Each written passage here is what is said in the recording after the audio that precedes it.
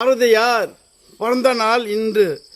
அவர் அவ்வளோ ஏழைமை, சாப்பாட்டுக்கு இல்லாத அவர் அவ்வளோ வாட்டமாக ஒரு கஷ்டம் கடவுள் கொடுத்தார். சரியா? அவர் யானை பேச்சுக்காருன்னா கடவுளே அவரை ஏற்றுக்கினார்.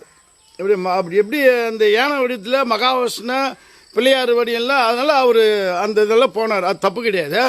ரெண்டாவது, ஜாதியில் இல்லையாடு பாப்பான்னு சொன்னார். 10 பனை மரம், 10 தென்னை மரம், ஒரு முருங்கை மரம், ஒரு பசு மாடு இருந்தால், ஒரு காணி நிலம் இருந்தால் வாயின்னு சொன்னார் அவர். என்ன தெரியுமா, அந்த நேரத்தில் பசி மக்களுக்கு வல்லகாரம் பயங்கரமான மக்களை துன்பம் கொடுத்தான். அப்படி அந்த நேரத்தில் இவர் சொல்கிறது எடுக்கல. இப்போ உண்மையாக அந்த பொய் பேசாத பணக்காரனுக்கு மொத்தம் பொய் பேசாதான் சமமாக வாங்கலாம். அந்த பொய் பேச்சு அவனுக்கு அந்த இப்போ பணம் வச்சுக்கிறவங்க பெரிய ஒரு மக்கள் துச்சமாக பார்த்தாங்க. ஏன் எங்களுக்கு சாப்பாடு வைக்க கொடுக்கல. அப்போ அந்த பணத்தை வச்சு சமாதானம் பண்ணிக்கலாம். பாரதிதார் சொல்கிறாரு, எவன் எடுத்துக்கிறான், எல்லாம் பொய் பேசுகிறானுங்க, தாளம் பாடுறானுங்க. அதே போல் ராமாயணத்தில் வேடுன்னு அவருக்கு மீன் பிடிக்கிறவன் யாருக்கு, ராமாயணத்தை தம்பியாக ஏற்றினார் ராமர்.